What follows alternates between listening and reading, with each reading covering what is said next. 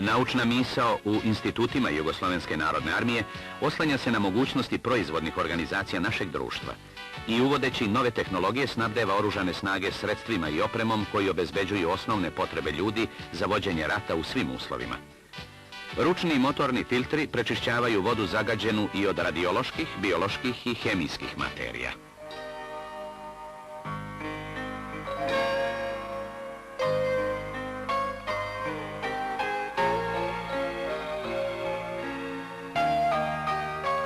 Razvoj, modernizacija i opremanje naše ratne mornarice u posleratnom periodu usklađeni su sa našim materijalnim mogućnostima i vojnom doktrinom. Minsko-torpedno i artiljerijsko naoružanje, kao i diverzantska i ronilačka oprema, samo su mali deo onih tipova i vrsta opreme kojom raspolaže naša ratna mornarica.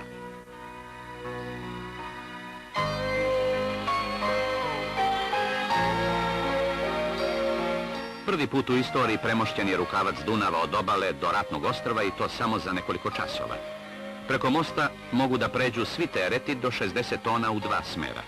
Od postojećeg materijala, od kojeg je sklopljen most, sklapaju se i skele nosivosti od 40 do 100 i više tona poput ove koja upravo prevozi tenk.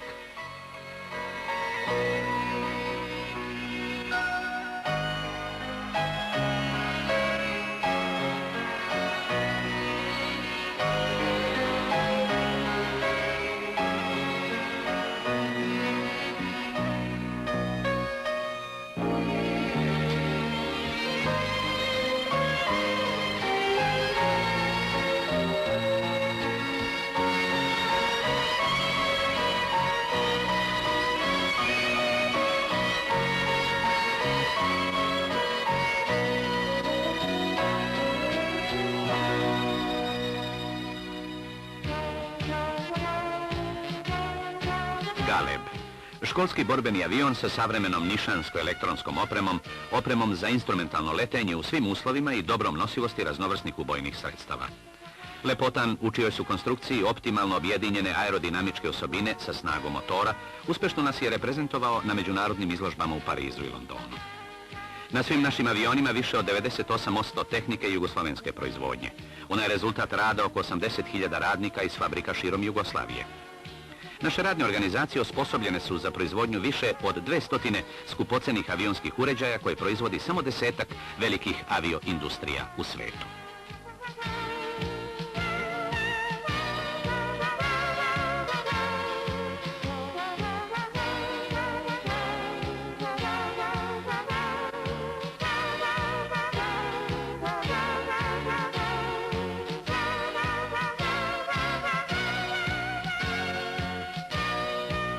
Pojava padobranaca na nebu kao da je bila znak da svi potrče prema mestu na koje će se spustiti.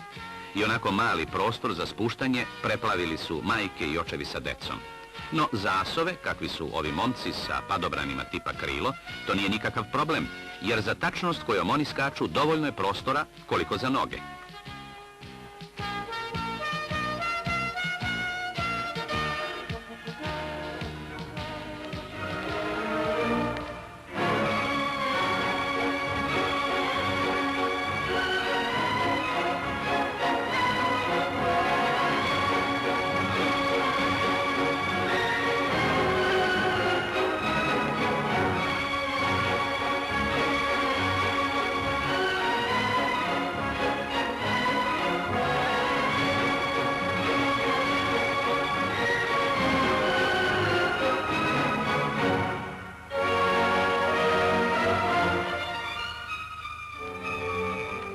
I uopšte na čitavom ovom prostoru čovjek prosto ne zna kuda da upravi pogled, na šta da usredsredi pažnju.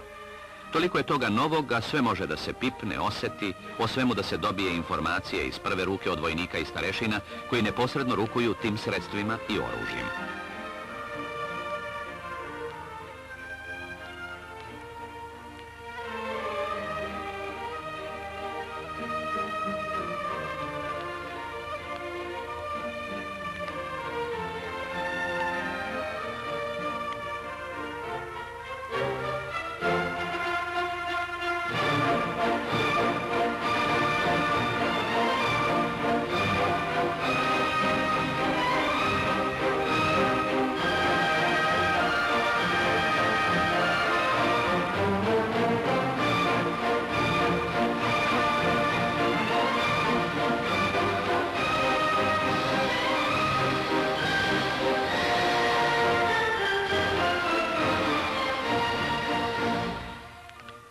Horizontalne i vertikalne evolucije, romb, strela, petlja, ruža i ostale figure, pre spadaju u domen umetnosti letenja nego u vrhunsku obučenost, umešnost i preciznost.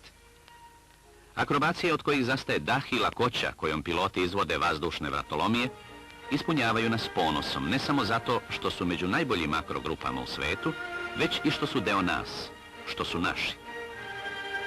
Podsjetimo se još jednom Titovih reči. Nova borbena tehnika traži prije svega da svaki vojnik i starješina majstorski rukuje njom. Tehnika sama po sebi bez ljudi koji će njom rukovati, koji će najbolje znati da ju upotrijebe, koji će u njenoj primjeni ispoljiti hrabrost, visoko znanje i svijest, samo je mrtvi kapital, nema borbene udarne vrijednosti. Ona ne može sama riješiti sudbinu rata. Sudbinu rata rješavaju ljudi naoružani visokom sviješću, moralom, hrabrošću i majstorstvom u rukovanju tehnikom.